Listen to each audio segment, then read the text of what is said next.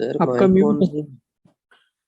है। थोड़ा इसमें वेक्टर कैलकुलस का यूज है डाइवर्जेंस का, और गॉस डाइवर्जेंस थ्योरम का यूज करेंगे वेक्टर कैलकुलस का इसमें। अब बोले थे हम कि वेक्टर कैलकुलस का तो एप्लीकेशन खूब है इस पेपर को पढ़ने के लिए। पहले देखिए इसको, लेप्लेस एंड पॉइजन्स इक्वेशन, ये आता है Gauss theorem for electrostatic field. तो जो गॉस थ्योरम था फॉर इलेक्ट्रोस्टैटिक फील्ड, बाद में चूंकि गॉस थ्योरम मैग्नेटिक फील्ड के लिए भी अप्लाई करना है, इसलिए अभी पर्सनली बोल रहे हैं। सिंपली गॉस थ्योरम बोलना ये सही नहीं है। गॉस थ्योरम किस फील्ड के लिए, इलेक्ट्रिक फील्ड के लिए कि मैग्नेटिक फील्ड के लिए? आगे जो मैग्नेटिज्म पढ़ेंगे वहां पर गॉस थ्योरम मैग्नेटिक फील्ड के लिए भी देखना है, इसलिए हम लोग पर्सनली बोलते हैं Gauss theorem for electrostatic field. तो Gauss theorem for electrostatic field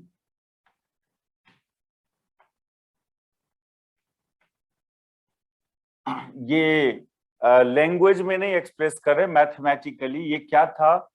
electric flux across a closed surface is equal to charge enclosed by epsilon naught. और इलेक्ट्रिक फ्लक्स को mathematically surface integral of electric field भी लिखोगे। Surface integral of electric field across a closed surface.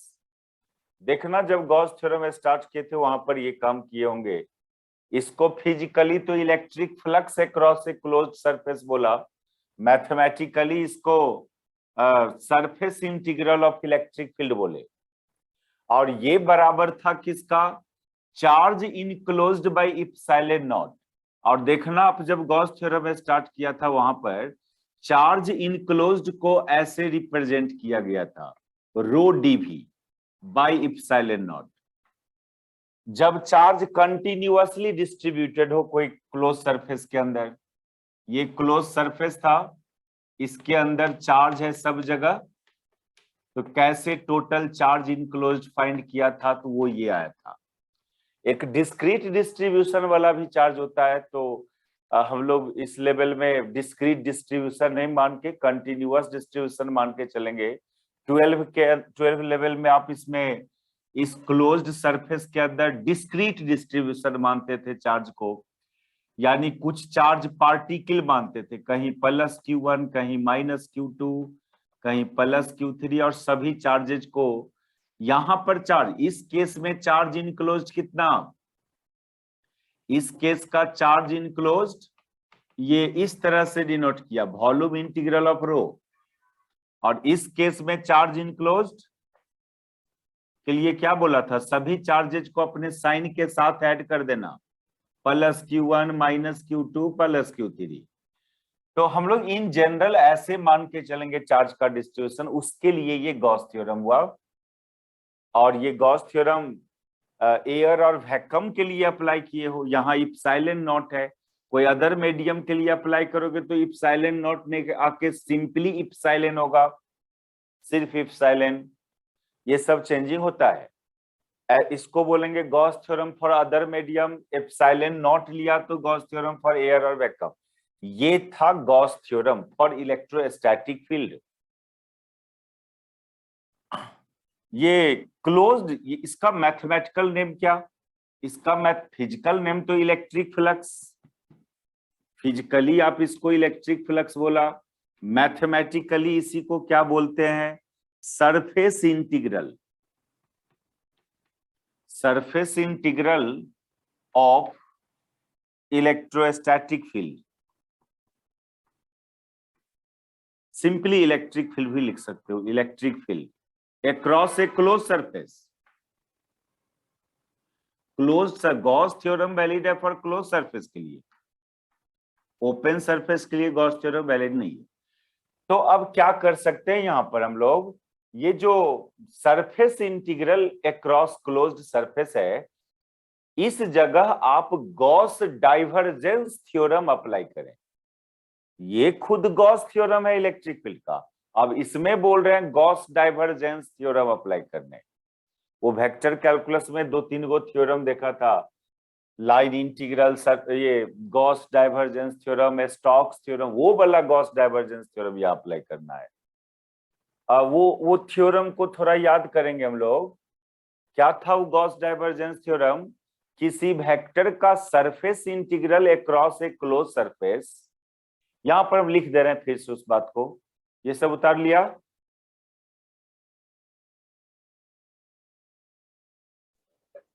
Yes sir. तो यहां तो पहली बात करेंगे, apply Gauss divergence theorem in LHS. LHS में यहां पर apply Gauss divergence theorem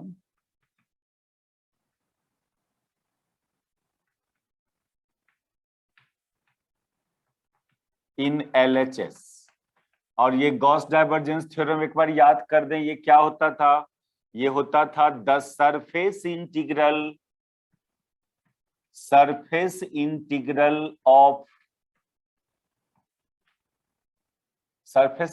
of A vector, कोई भी वेक्टर हो, जरूरी नहीं इलेक्ट्रिक के field vector, across a closed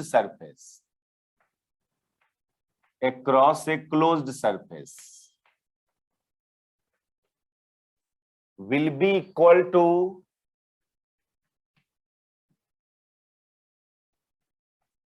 volume integral of divergence of that vector.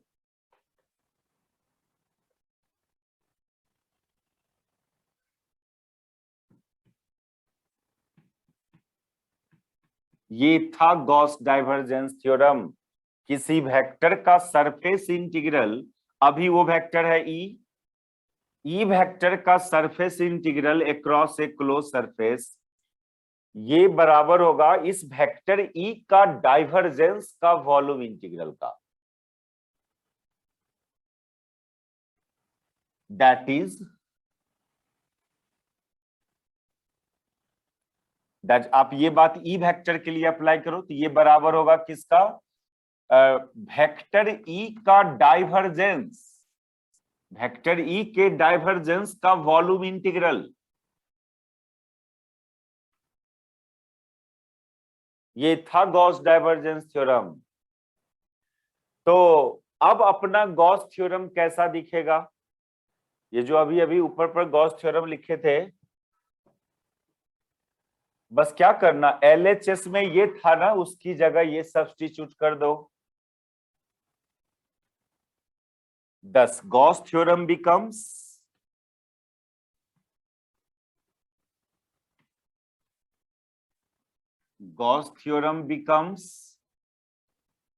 LHS में ये था, इसकी जगह ये डाल दीजिए, ये surface integral of E vector की जगह ये वॉल्यूम इंटीग्रल ऑफ डाइवर्जेंस वाला डाल दो, डाइव ई डीवी। और राइट साइड क्या था उसमें? राइट साइड था volume integral of rho by epsilon naught. तो अभी कुछ देर पहले जो गॉस थ्योरम लिखा था, बस यहां पर ये इसकी जगह ये सब्स्टिट्यूट कर दिया फ्रॉम गॉस डाइवर्जेंस थ्योरम। बार बार हम शुरू से बोल रहे हैं, वेक्टर कैलकुलस को रिपीट कीजिए, तब कुछ समझ में आएगा ये पेपर आपको। अब देखो यहां पर क्या करना है, यहां पर कॉमन चीज सब हटाओ, यहां भी वॉल्यूम इंटीग्रल, यहां भी वॉल्यूम इंटीग्रल, यहां भी डीवी, यहां भी डीवी, यानी कंपेयर करें एलएचएस एंड आरएचएस को कंपेयर करें तो क्या दिख रहा है? Div E equal to rho by epsilon naught. यहां से आप कंपेयर करते हो एलएचएस एंड आरएचएस को, कंपेयरिंग एलएचएस एंड आरएचएस, तो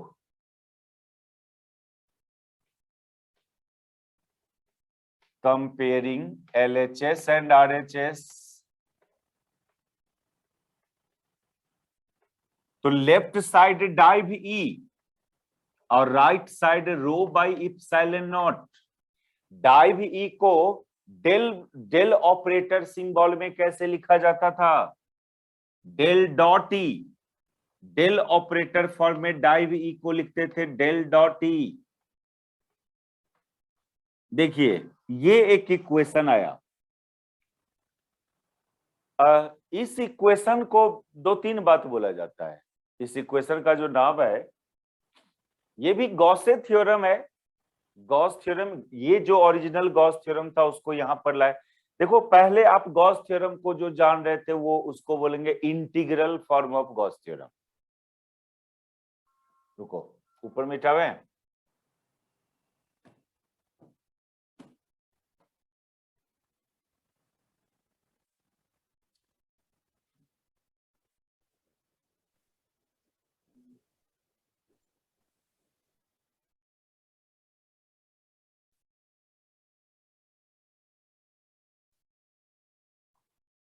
यहां लिखा था कंपेयरिंग एलएचएस एंड आरएचएस, मिट गया।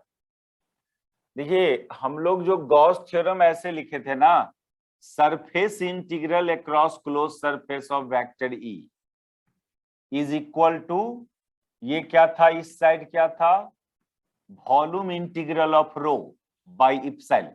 इसको ये कहीं होगा देखना, ये हम जहां पे ये फिर से लिखने की जरूरत नहीं है, जहां भी ये लिखा हुआ होगा इसको बोलते हैं हम लोग, इसको बोलते हैं integral form of Gauss theorem.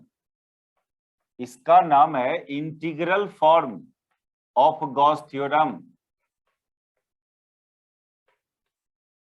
या एक और नाम इसका दिया जाता है macroscopic form. Macroscopic form.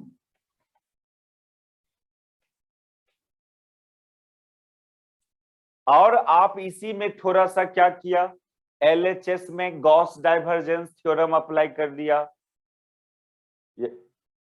LHS में तो इतना की जगह ये लिख दिए according to Gauss divergence theorem, और फिर आगे प्रोसीड किए, यहां पर पहुंचा। ये भी गॉसे थ्योरम है, ये भी गॉस थ्योरम है। इसको बोलते हैं differential form of Gauss theorem. इस इक्वेशन का नाम, ये भी गॉस थ्योरम ही है, वहीं से तो आया ये। इसको बोलते हैं differential form, differential form of Gauss theorem.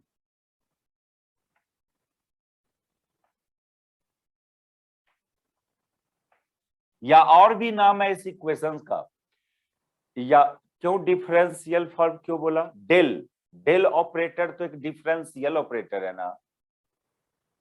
Del operator vector calculus में ये एक डिफरेंशियल ऑपरेटर है।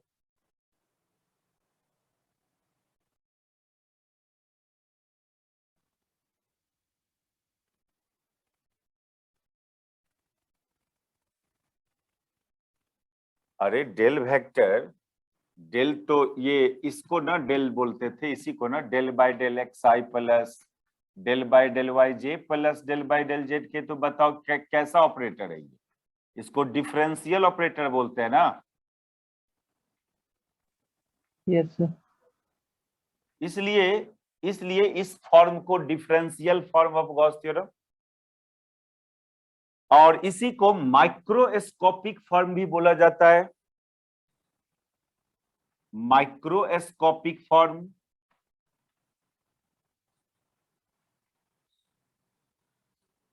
या इसी को एक और नाम पॉइंट फॉर्म,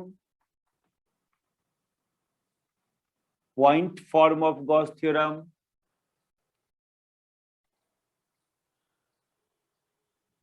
और ऐसे इन जनरल आप बोलोगे इसको डाइवर्जेंस ऑफ ई वेक्टर। अभी आगे आगे कर्ल ऑफ ई देखेंगे क्या होता है, अभी डाइव ऑफ ई देख रहे हो क्या आया टॉपिक में। ऐसे divergence and curl of E vector, electric field vector.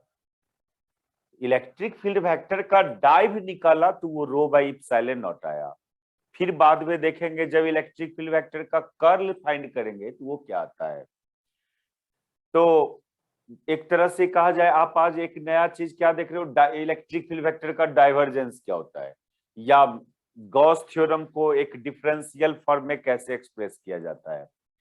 अब हम लोग पिछले क्लास में electric field vector and electric potential में एक रिलेशन फाइंड किया था। अब वो रिलेशन आया था vector E equal to minus grad V। देखो अब थोड़ा कुछ 1-2 क्लास तक एकदम सीरियस रहना, रिवीजन खूब करना, बीच बीच में नया नया बात, टोटली नया जो 12 में नहीं सुने होगे, फिर बीच में 12 वाली बात सब एक अकर करेगा, लगेगा कि नहीं पहले से पता है। तो ऐसे ही चलेगा सेमेस्टर 2। कहीं पर लगेगा कि पहले से जानते हैं, कहीं लगेगा कुछ नहीं, ये बात पहली बार सुन रहे हैं।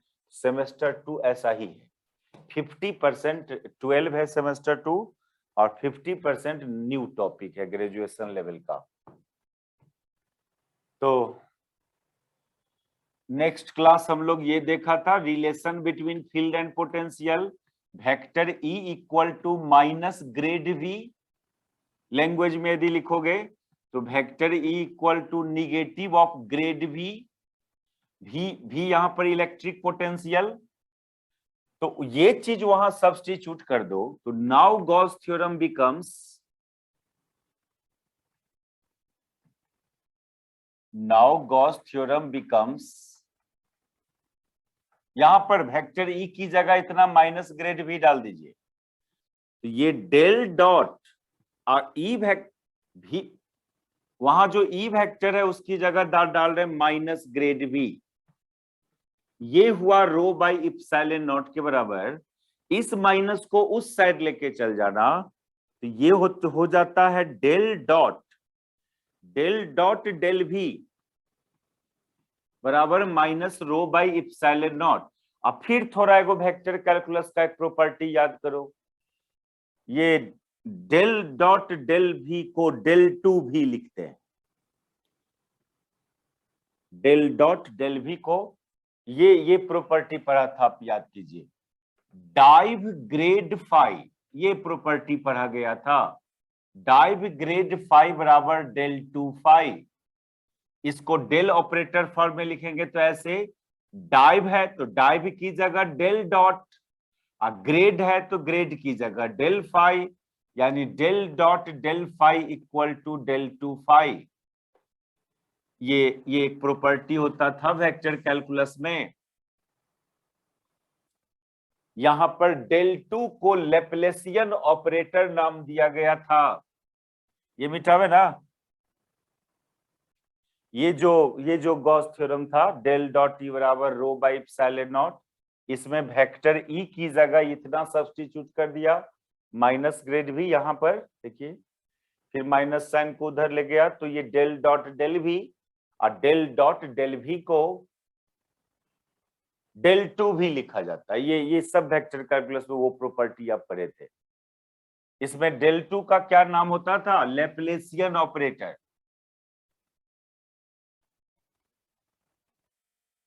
इसमें डेल टू को लेप्लेसियन ऑपरेटर बोलते थे, where del two is called Laplacian operator.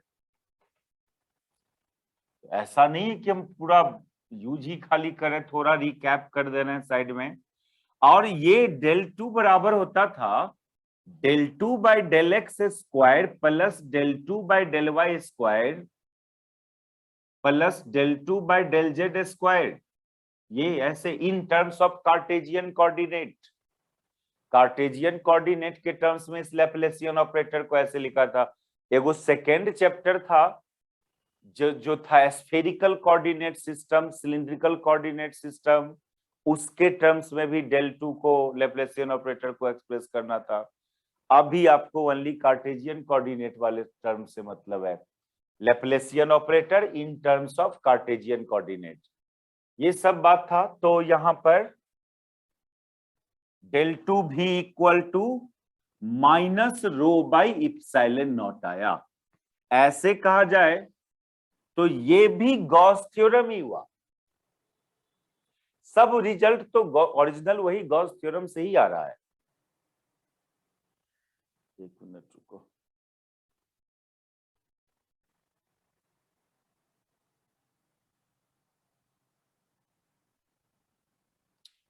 Light आ रहा है इस पर।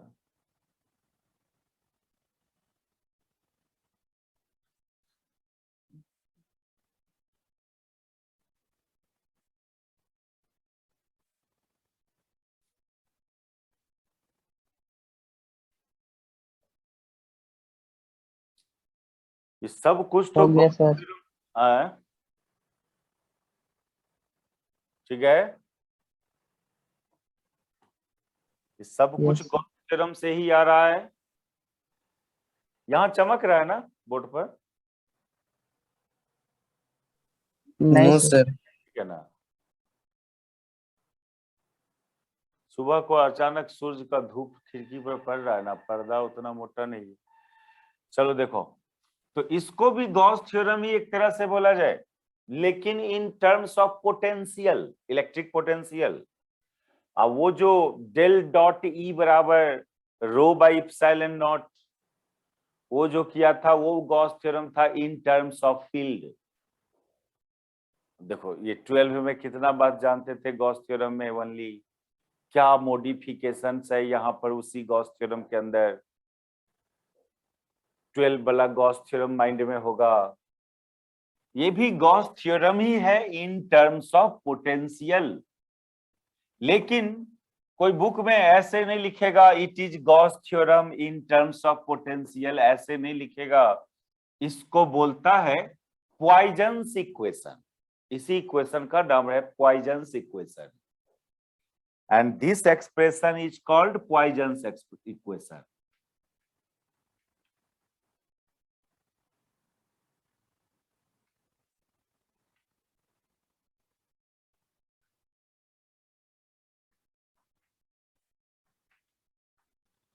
सब साइंटिस्ट है ये सब साइंटिस्ट थोड़ा मैथमेटिकली आगे बढ़ा के लाया, अपना नाम डाल दिया।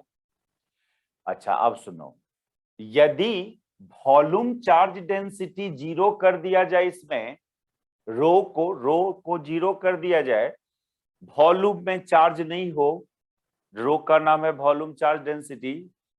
देखेंगे आगे, अभी जस्ट इस टॉपिक के बाद कंडक्टर्स एंड इंसुलेटर पढ़ना है, वहां देखना कंडक्टिंग मटेरियल के वॉल्यूम में कभी चार्ज एग्जिस्ट नहीं करता है। कंडक्टिंग मटेरियल जहां भी होगा उसके सरफेस पर चार्ज एग्जिस्ट करता है।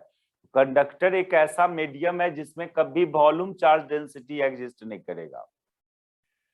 जरूरी नहीं खाली कंडक्टर के लिए ये बात, कहीं भी रो यदि 0 है, if rho will be 0, if rho will be 0, अब ब्रैकेट में लिख दे रहे हैं सच एज कंडक्टिंग मटेरियल। ये मत समझना खाली कंडक्टिंग मटेरियल के लिए ये 0 होगा। अब ये कंडक्टर इंसुलेटर एक मेन टॉपिक है, जब इसके बाद जस्ट वही स्टार्ट करना है, कंडक्टिंग मटेरियल। तो उस मीडियम के लिए, उस मटेरियल के लिए ये पॉइजन्स इक्वेशन क्या हो जाएगा? देन पॉइजन्स इक्वेशन becomes बस सिंपली ये del 2 भी इक्वल टू 0, और इस इक्वेशन को ही बोला जाता है Laplace equation. It is called Laplace equation.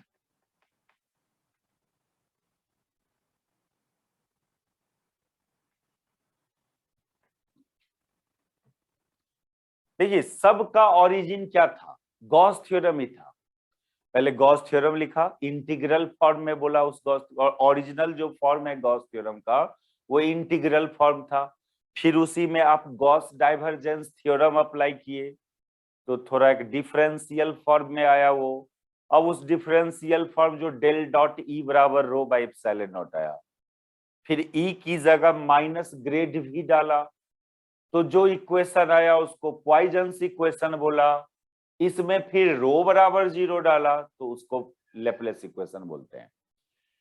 और ये सब इक्वेशन इतना यूजफुल है। अब डिराइवेशन तो देखिए बहुत छोटा था, डिराइवेशन तुरंत करते चले गए, डिराइवेशन तो बहुत इजी था, लेकिन ये इतना इंपॉर्टेंट इक्वेशंस है ये सब इलेक्ट्रोस्टैटिक्स का, हम लोग को नहीं अपनी यूज करना है कहीं पर पूरे ग्रेजुएशन भर, लेकिन फ्यूचर का फिजिक्स जो है, एमएससी में जाओगे, पीएचडी करने जाओगे इसी ब्रांच सबसे, तब इस सब इक्वेशन का यूजफुलनेस पता चलता है।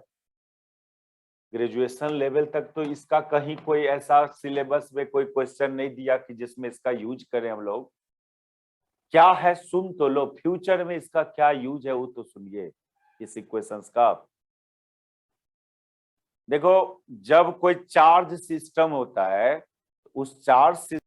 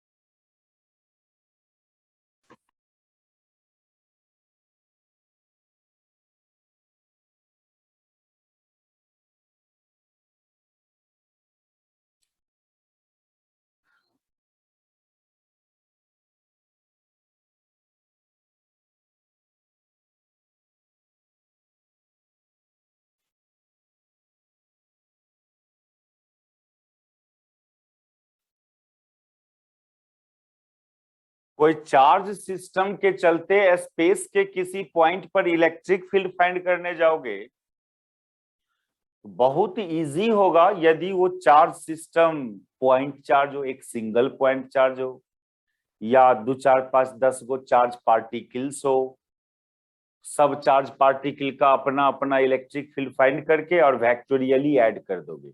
इलेक्ट्रिक फील्ड वेक्टर क्वांटिटी होता है, ये रूल्स है। जब एक से ज्यादा चार्ज पार्टिकल्स हो तो स्पेस के किसी पॉइंट का इलेक्ट्रिक फील्ड इजिली आ जाएगा। सभी चार्जेज का अपना अपना इंटेंसिटी निकाल के और वेक्टर एडिशन कर देते हैं।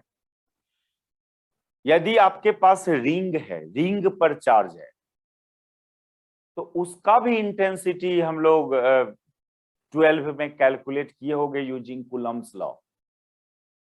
रिंग के चलते, चार्ज रिंग के चलते इंटेंसिटी, ये था 12 में था सिलेबस इसका। स्फीयर पर चार्ज हो, सिलेंडर पर चार्ज हो, सीट, चार्ज सीट, ये सब हम लोग गॉस थ्योरम में देखा, उस सब का भी इंटेंसिटी इजीली निकला है using Gauss theorem. Using Coulomb's law भी निकलेगा सबका, लेकिन वो अपना सिलेबस में नहीं है, वो सब हम लोग आईआईटी बैच में बताते हैं। स्फीयर के चलते सिलेंडर, सीट, ये सब का using Coulomb's law. Wire, infinite wire, finite straight wire, in semi infinite charged wire, इस सब का intensity using Coulomb's law mathematical, उसके लिए मैथमेटिक्स आसान है। लेकिन यदि कोई कॉम्प्लिकेटेड चार्ज सिस्टम हो, उसका इंटेंसिटी निकालने जाओगे तो इंटेंसिटी एक वेक्टर क्वांटिटी होता है। कोई वेक्टर क्वांटिटी फाइंड करना टफ काम होता है विथ रिस्पेक्ट टू कोई स्केलर क्वांटिटी निकालने के रिस्पेक्ट में। आपके पास दो क्वांटिटी अवेलेबल है, आप किसी चार्ज का इफेक्ट जानना चाहते हो स्पेस के किसी पॉइंट पर, तो वो इफेक्ट वेक्टर फॉर्म में भी एक्सप्लेन हो सकता है या स्केलर फॉर्म में। वेक्टर फॉर्म में मतलब इंटेंसिटी निकालो, यदि आप उस चार्ज का इफेक्ट स्केलर फॉर्म में जानना चाहते हो तो पोटेंशियल फाइंड करो, इलेक्ट्रिक पोटेंशियल स्केलर क्वांटिटी। तो कोई कॉम्प्लिकेटेड चार्ज सिस्टम होगा ना, उसके चलते फील्ड इंटेंसिटी निकालने जाइएगा तो वो एक टफ काम होता है, वो वेक्टर क्वांटिटी है इंटेंसिटी। लेकिन पोटेंशियल फाइंड करना बहुत आसान काम, वो स्केलर क्वांटिटी होता है, पोटेंशियल इजिली आ जाएगा। और जब पोटेंशियल निकाल लोगे तो फिर वहां से इंटेंसिटी निकाला जा सकता है इस रिलेशन को यूज करके, वेक्टर ई बराबर माइनस ग्रेड भी। इस रिलेशन का यूज मेनली वहीं पर होता है जहां पर पोटेंशियल पहले फाइंड कर लिया जाए, फिर आप फील्ड फाइंड करना। अब डायरेक्ट फील्ड फाइंड करने जाओगे तो कूलम्ब्स लॉ अप्लाई करना होगा, वो वेक्टर क्वांटिटी है, उसमें बहुत सारे कंपोनेंट्स आएगा, एक्स वाई जेड कंपोनेंट, सबको हैंडल करना, ये सब टफ काम। पोटेंशियल स्केलर क्वांटिटी, पहले क्या करता है लोग ना, उस कॉम्प्लिकेटेड चार्ज सिस्टम के चलते पोटेंशियल फाइंड कर लेता है, फिर ये रिलेशन यूज करके फील्ड फाइंड कर लेता है। और आप किए भी एक थोड़ा सा छोटा सा याद दिलाते हैं हम आपको, हम लोग भी करेंगे, हम लोग के भी सिलेबस में है वो इलेक्ट्रिक डाइपोल। इलेक्ट्रिक डाइपोल पढ़ेंगे तो देखना 12 में इलेक्ट्रिक डाइपोल में ये दो चार्ज पार्टिकल होता था, -q एंड +q। ये सेंटर ऑफ डाइपोल, स्पेस के किसी पॉइंट पर फील्ड और पोटेंशियल निकालना होता था। आप देखना 12 वाला नोट्स, पहले आप वहां पोटेंशियल फाइंड किए होगे, पहले आप डायरेक्ट फील्ड नहीं फाइंड किए होगे, वहां आप पहले पोटेंशियल निकाले होगे। और आप करके देखना तो डायरेक्ट फील्ड निकाल के देखना, देखना कितना टफ बात है वो, बहुत टफ। कोई कोई बुक है जो डायरेक्ट फील्ड निकाला है, उसका डिराइवेशन देखना कितना लंबा चौड़ा होगा। तो आसान होता है कब, जब पहले पोटेंशियल निकाल लिया जाए, फिर उस रिलेशन को यूज करके यहाँ का फील्ड है। कुछ कुछ बुक है जो डायरेक्ट इसके चलते फील्ड निकाला है, तो ये इसलिए देखने बोल रहे हैं कि आप उसका डिराइवेशन का टफनेस देखिएगा। डायरेक्ट फील्ड निकालने जाएगा कितना टफ होता है, अब पोटेंशियल निकालना कितना आसान चीज है। तो अब पोटेंशियल कैसे फाइंड किया जाता है, पोटेंशियल कैसे फाइंड किया जाता है, तो यहां पर देखिए ये जो पॉइजन्स इक्वेशन और लेप्लेस इक्वेशन आया है, ये दोनों क्या है, अभी अभी अभी अभी लेप्लेस इक्वेशन जो था,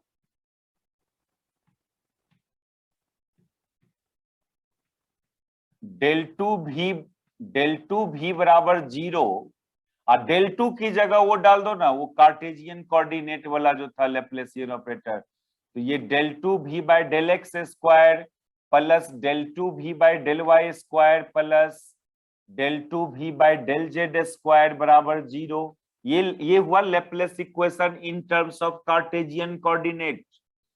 ये है लेप्लेस इक्वेशन in terms of Cartesian coordinate।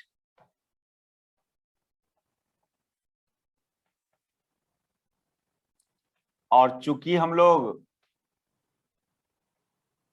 3 और कोऑर्डिनेट सिस्टम देखे हुए हैं वेक्टर कैलकुलस का सेकेंड चैप्टर जब पढ़ रहे थे, तो curvilinear coordinate system, spherical coordinate system, cylindrical coordinate system, उस सब कोऑर्डिनेट सिस्टम में ये लेप्लेस इक्वेशंस क्या होगा वो भी किया हुआ है, वहां भी देखना। Laplacian operator in terms of spherical coordinate निकाले हुए थे, Laplacian operator in terms of cylindrical coordinate, ये सब निकाला हुआ है। ऐसे हम लोग को लेप्लेसियन ऑपरेटर, लेप्लेस इक्वेशन नहीं, डेल टू फाइंड किए हुए हैं सभी कोऑर्डिनेट सिस्टम में। आप कार्टेजियन में तो देखिए रहे हो, डेल टू की जगह del two by del x square, और स्फेरिकल सिलिंड्रिकल में क्या था वो उस चैप्टर में देखा जा सकता है, यहां पर उसकी जरूरत नहीं है हमको। जरूरत पड़ेगा सेमेस्टर 4 का मैथमेटिकल फिजिक्स में एक चैप्टर है, वहां पर क्लियरली बोला हुआ है लेप्लेस equation in terms of spherical coordinate and cylindrical coordinate, वहां पर उसको फिर से रिप्रेजेंट करके दिखाएंगे स्फेरिकल एंड सिलिंड्रिकल में लेप्लेस इक्वेशन को।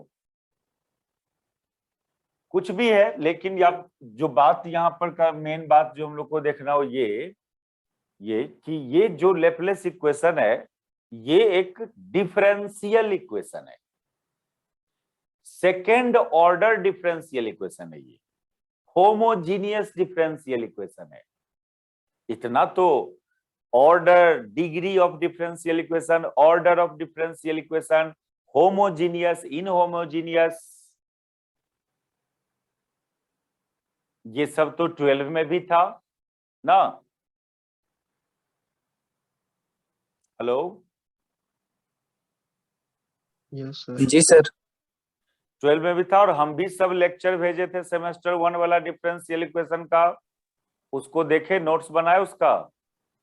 यस सर, सब है सर। एकदम डिफरेंशियल इक्वेशन को स्ट्रॉन्ग 3 जगह मिलेगा डिफरेंशियल इक्वेशन। अभी सेमेस्टर 1 में मिला है एक चैप्टर, सेमेस्टर 3 में एक चैप्टर जो है वो भी डिफरेंशियल इक्वेशन है, सेमेस्टर 4 का एक चैप्टर जो है वो भी डिफरेंशियल इक्वेशन पढ़ना है। 3 जगह मिलेगा अलग अलग मेथड से। सेमेस्टर 1 का डिफरेंशियल इक्वेशन को सॉल्व करने का क्या मेथड था, वो टोटली 12 वाला मेथड था सेमेस्टर 1 वाला डिफरेंशियल इक्वेशन। सेमेस्टर 3 में न्यू मेथड सीखेंगे डिफरेंशियल इक्वेशन को सॉल्व करने का। सेमेस्टर 4 में भी, सेमेस्टर 4 में डिफरेंशियल इक्वेशन, अब डिफरेंशियल इक्वेशन में भी 2 टाइप का डिफरेंशियल इक्वेशन होता है, एक ऑर्डिनरी और एक partial. Ordinary differential equation and partial differential equation. यदि एक इंडिपेंडेंट वेरिएबल वाला डिफरेंशियल इक्वेशन हो तो उसको ऑर्डिनरी डिफरेंशियल इक्वेशन बोलना। एक इंडिपेंडेंट वेरिएबल वाला उसको ऑर्डिनरी। तो सेमेस्टर 1 में जो भी देखे हैं सब ऑर्डिनरी डिफरेंशियल इक्वेशन है। इस टाइप का d2y/dx² plus something to dy/dx plus 4 बराबर ये ऑर्डिनरी डिफरेंशियल। क्योंकि y फंक्शन है ओनली किसका, x का, एक इंडिपेंडेंट वेरिएबल का फंक्शन का ये डिफरेंशियल इक्वेशन है। यहाँ y डिपेंडेंट वेरिएबल और x इंडिपेंडेंट वेरिएबल। तो ये ऑर्डिनरी डिफरेंशियल इक्वेशन को d से डिनोट किया जाता है। यहां पर देखो क्या है, यहां पर ये इलेक्ट्रिक पोटेंशियल है और देखिए नीचे x y z तीनों है, यानी पोटेंशियल फंक्शन है किसका, x का भी, y का भी एंड z का भी। इसको बोलते हैं हम लोग पार्शियल डिफरेंशियल इक्वेशन। जब एक से ज्यादा इंडिपेंडेंट वेरिएबल का डिफरेंशियल इक्वेशन है तो उसमें डी से नहीं डिनोट करके डेल से रिप्रेजेंट करते हैं उसको, डेल। ये मैथमेटिक्स सब्सिडियरी में भी पार्शियल डिफरेंशिएशन सब की बात की होगी, हम भी पढ़ाए हैं वेक्टर कैलकुलस का स्टार्टिंग में कोई लेक्चर जहां पर पार्शियल डिफरेंशियल इक्वेशन क्या होता है बताए थे, पार्शियल डिफरेंशिएशन क्या होता है। तो बिना मैथमेटिक्स का तो फिजिक्स कुछ नहीं है। थोड़ा ये सब बात जहां पर अपने आप को आपको लग रहा होगा कि हमारा नहीं ये टॉपिक मेरा ठीक नहीं है, नहीं देखे हैं ठीक से, वहां पर उल्टा के देखो, आप वो लेक्चर ढूंढ के स्टडी करो। अभी बहुत कम टारगेट है आपके सामने, खाली सेमेस्टर 1 गुजरा है अभी सब बेसिक बात को ठीक करके रख लो।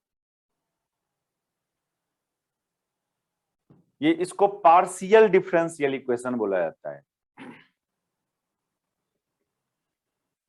और ऑर्डर की बात करेंगे तो second order, partial differential equation of second order.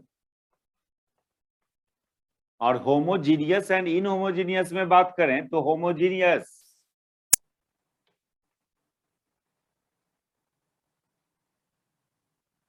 Homogeneous differential equation, second order partial difference homogeneous differential. एक साइड जीरो है यहाँ पर, इसलिए हालांकि ये डिफिनेशन थोड़ी है कि एक साइड जीरो होगा तो होमोजीनियस बोलेंगे, डिफिनेशन तो कुछ और है होमोजीनियस इनहोमोजीनियस का। लेकिन लोग को पहचानने का एक रूल्स बनाया हुआ है कि एक साइड जीरो है तो होमोजीनियस, जीरो नहीं है तो इनहोमोजीनियस, ऐसा ये कोई डिफिनेशन नहीं है।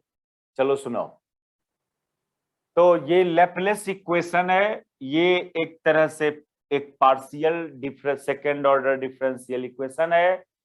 और हर डिफरेंशियल इक्वेशन का सॉल्यूशंस होता है, solution of differential equation. Differential equation है तो उसका सॉल्यूशंस की बात करना ही होगा। 12 में भी यही करते थे, कोई डिफरेंस बोलता था solve this differential equation, solutions. तो हम लोग अब इसका सॉल्यूशंस करेंगे, इस डिफरेंशियल इक्वेशन का। लिखो सॉल्यूशंस ऑफ लैपलेस इक्वेशन। समझा ना क्या क्या बात बोला? Yes sir. थोड़ा डिफरेंशियल इक्वेशन सेमेस्टर 1 वाला सब लेक्चर है ना व्हाट्सएप में, पिछला सब मिट गया? जी सर, है सर।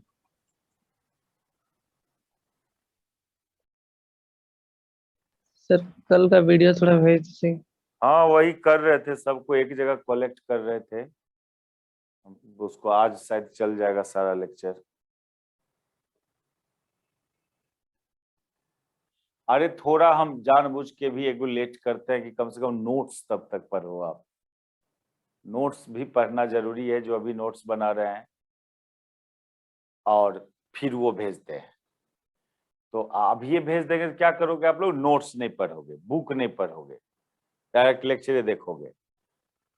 नहीं, लेक्चर रखो रिजर्व में कि कहीं पर कोई टर्म नहीं समझ में आ रहा है नोट्स में कैसे हुआ, तब वो लेक्चर ढूंढिए कहां पर है वो। अब क्लास वाइज रखना, डेट वाइज रखना, डेट वाइज या सीरियल कि डेट लिखना है कॉपी में ऊपर की 4-5, आज कितना हो गया, 16/5/22। तो हम जो वीडियो बनाते भी हैं उसमें डेट वाइज रहता है, तो खोजने में आसान होगा कि हाँ यहाँ पर आज 16/5/22 वाला लेक्चर को स्टडी कर रहे थे नोट से, तो नहीं समझ में आया तो वही लेक्चर डायरेक्ट उस लेक्चर पर चल जाना है, खोजने में आसान रहेगा आपको।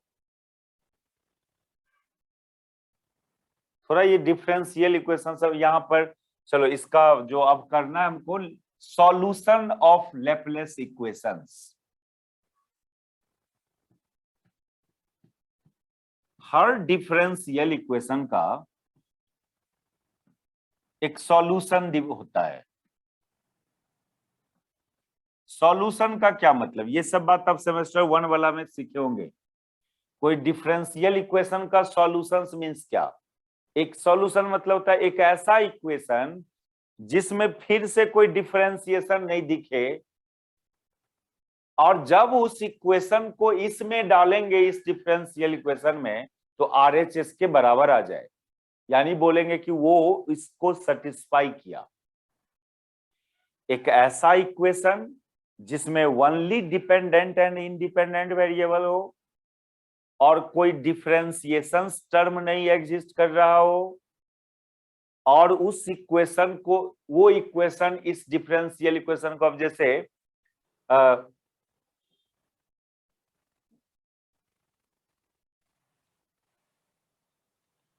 अब मान लो हमें कि ये इक्वेशन लिखा 2x² + 3x ऐसे लिखा।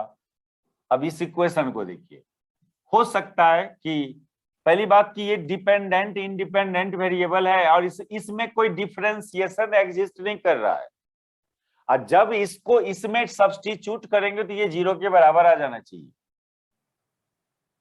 उसी इक्वेशन को सॉल्यूशन बोलते हैं। इसका क्या सॉल्यूशन होगा, लैपलेस इक्वेशन का क्या सॉल्यूशन होगा नहीं पता। मान लो इसलिए इसको तो एक इक्वेशन नंबर डाल देना 1। Let solution of equation 1 is v equal to function of x y z। नहीं पता कैसा फंक्शन है, नहीं पता, आपको वही फाइंड करना है। लेकिन जो भी फंक्शन होगा उसमें फिर कोई डिफरेंशिएशन नहीं होना चाहिए।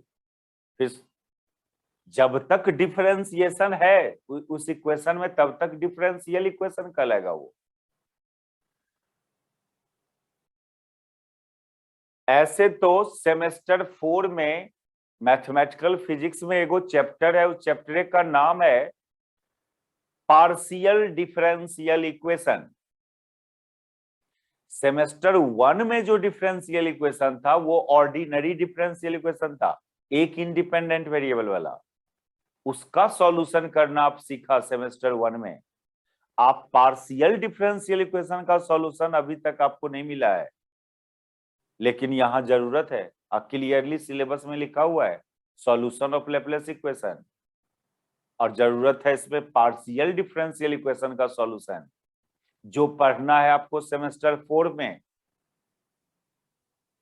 तो वहां पर सीखना मेथड इसका सॉल्व कर, लेकिन यहां तो करना पड़ेगा। वही मेथड यहां पर ला रहे हैं हम, सिखा रहा है आपको बाद में और यूज कर रहा है पहले। तो ये सब थोड़ा सिलेबस का टेक्निकल मिस्टेक है, ऐसा नहीं करना चाहिए था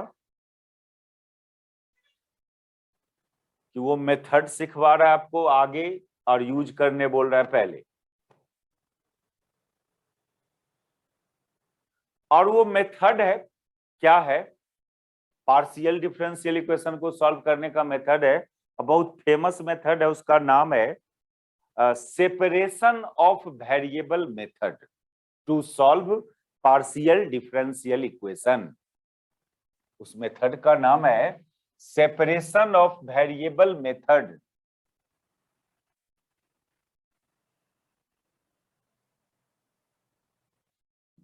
separation of variable method.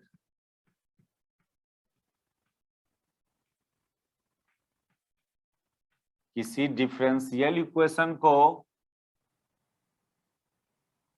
Solve करने का बहुत सारे मेथड्स होता है, जिसमें ये एक मेथड है पार्शियल डिफरेंशियल इक्वेशन को सॉल्व करने का। और ये सेपरेशन ऑफ वेरिएबल मेथड का पहला स्टेप क्या है, उसका कहना है कि आप एक से ज्यादा इंडिपेंडेंट वेरिएबल का डिफरेंशियल इक्वेशन हो आपके पास, जिसका नाम आपने पार्शियल डिफरेंशियल इक्वेशन दिया, आप उसके सॉल्यूशन को इस तरह से ले लेना, let solution of equation 1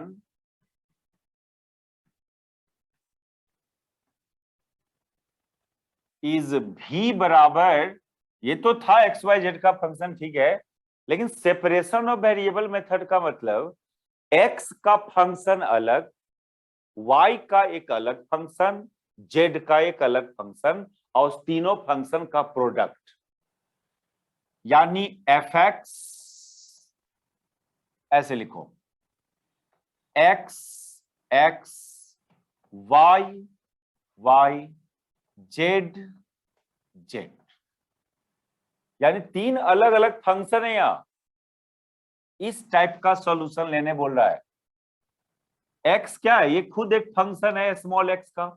y क्या है, y is a function of small y, and z is also a function of small z। कोई जरूरी नहीं है ऐसे ही लेंगे, आप ऐसे भी ले सकते हो, यहां पर fx इंटू hy इंटू जी, पहले जी वाई इंटू एच जेड, ऐसे भी मान सकते हो सॉल्यूशन को।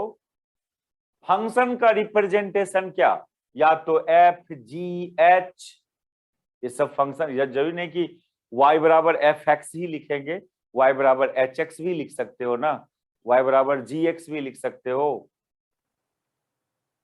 लेकिन हम चूंकि f की जगह कैपिटल एक्स माना चलेगा, इसलिए कि क्योंकि इसको फंक्शन होना है एक्स का, स्मॉल एक्स का। कैपिटल एक्स स्मॉल एक्स में थोड़ा सिमिलरिटी दिख रहा है कि दोनों एक्स ही है, फंक्शन का रिप्रेजेंटेशन भी एक्स, अब फंक्शन का इंडिपेंडेंट वेरिएबल भी एक्स, लेकिन capital x and small x. तो पहला मेथड ये है उस सेपरेशन ऑफ वेरिएबल मेथड का, कि आप उसका सॉल्यूशन इस टाइप का लेना। सेपरेशन ऑफ वेरिएबल क्यों नाम रखा गया, देखो x का वेरिएबल वाला फंक्शन सेपरेट है, अलग है, अकेले है ये। y वेरिएबल वाला फंक्शन अकेले है, सेपरेटेड है दोनों, सभी फंक्शन एक दूसरे से। ठीक है, थोड़ा बहुत क्लियर हुआ बात? क्या क्या कर रहे हैं?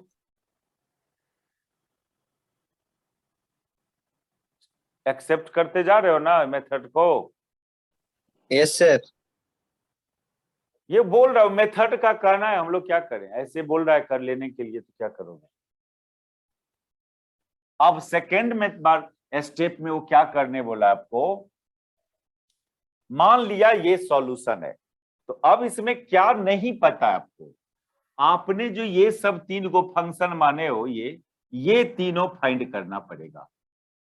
ये तीनों जब फाइंड हो जाएगा, इसमें डाल देना, वो सॉल्यूशन हो जाएगा। अब हम लोग का पर्पस है to find capital x y Z.